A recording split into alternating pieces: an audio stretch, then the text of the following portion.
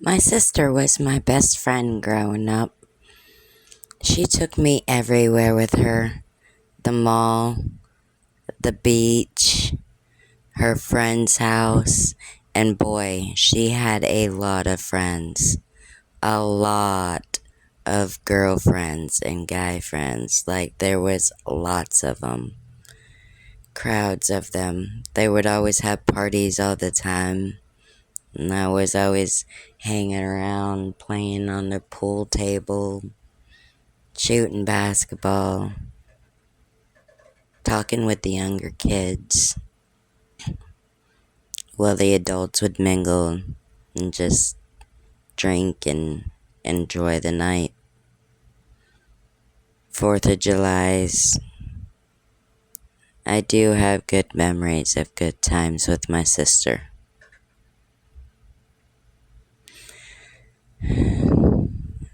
The only memory that I really have with my mom is when me and my mom and my stepdad Vern went to this Indian reserve. It was like a campground, KOA I think. And there was this big crystal clear lake. And that's where I met my first boyfriend, Alan. I call him Alan Apache. It was only like I was there a week.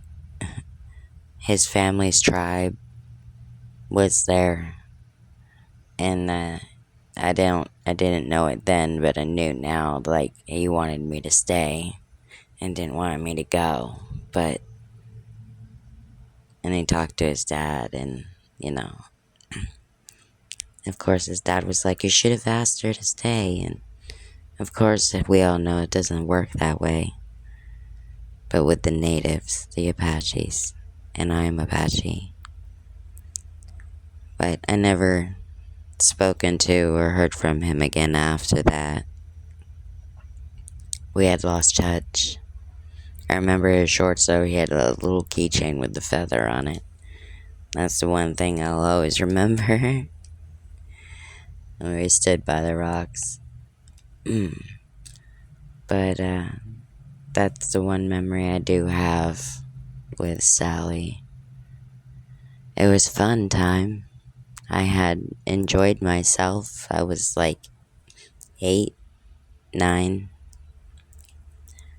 But my sister, that's where most of my funnest memories come from. She was so funny, fun to hang out with. She'd always buy me stuff at the beach places, by the beach, little beach shops, buy me candy and drinks and ice creams, and I did have some good memories that I'm able to recollect still. But I've seen her go through some things I wouldn't wish on anybody. And the fact that she had made it out, and she's still with us today, and her mind is a freeway, but she's a strong ass woman, and she's fighting through. She's healing. She's still surviving. And I've always told her if I was in a better way myself that I would help her get back on her feet, because she has done so much for me. That woman is a hoss, though. I remember when I was 16, my brother John's girlfriend, they got into a really bad argument because she backhanded me across the face, and my sister grabbed her by the back of the head of her hair, and my brother's windows were up, and she didn't care. She slammed her head right into the freaking side windshield and cut her face all to hell. Tell you ever put your damn hands on my sister again, I'll fucking kill you. Tell you what, everybody's got traumas, but that woman right there, she was a bat out of hell when it come to fighting. And I don't care who says what about it. I know what I know. I grew up with her.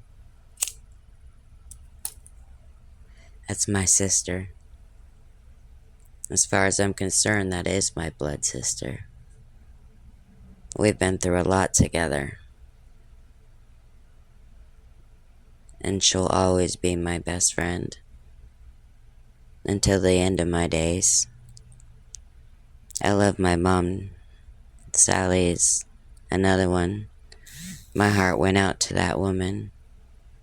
The sorrows that she had to deal with as a child and as a teenager and growing up and then having her own children.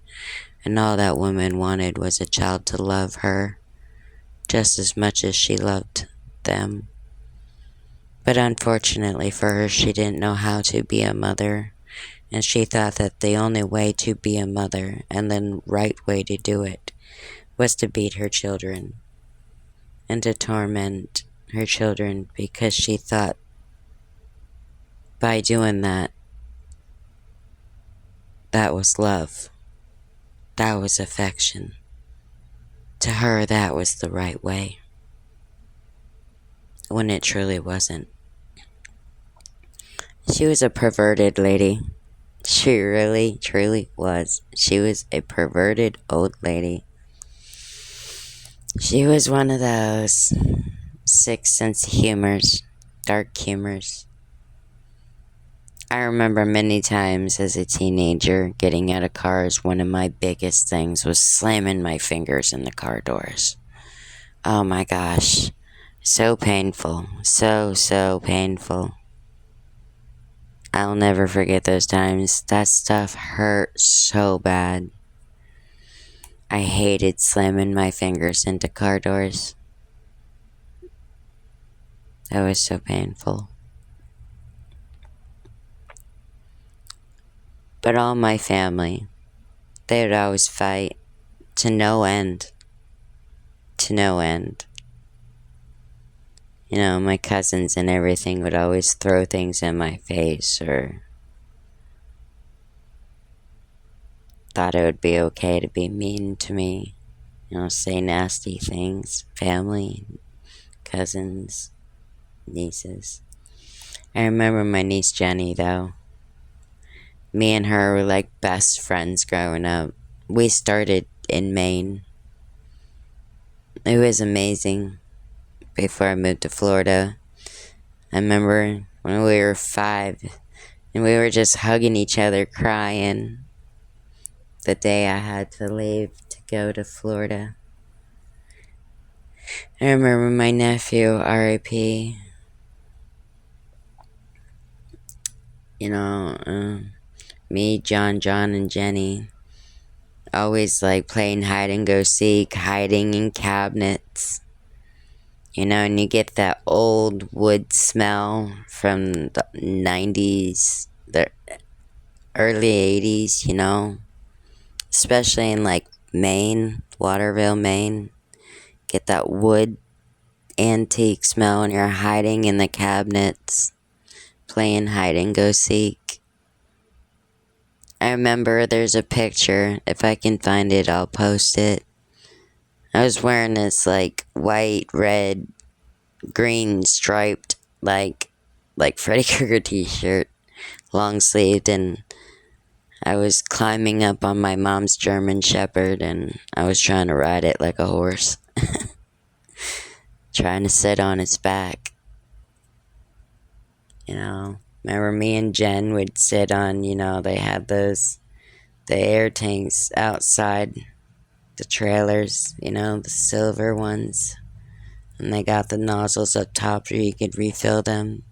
We would sit on top of them and imagine they were a horse. It was a horse. Yeehaw and giddy up, and you know, those were the days. You know, jumping into our snow seat, going playing in the snow and jump in the snow, making snow angels. Me and Jenny had some really fun times together. We really did. We drove our parents crazy, but we had some fun times. You know, as a child, I don't know what it is about Christmas and the candy canes and the Christmas trees. The Christmas trees and the candy canes, the smell that they have when you're a child. The smell that the wrapping paper has when you're a child. It smells like that wrapping paper has that pine smell. There's nothing like it. So I'll pick this up in section 6.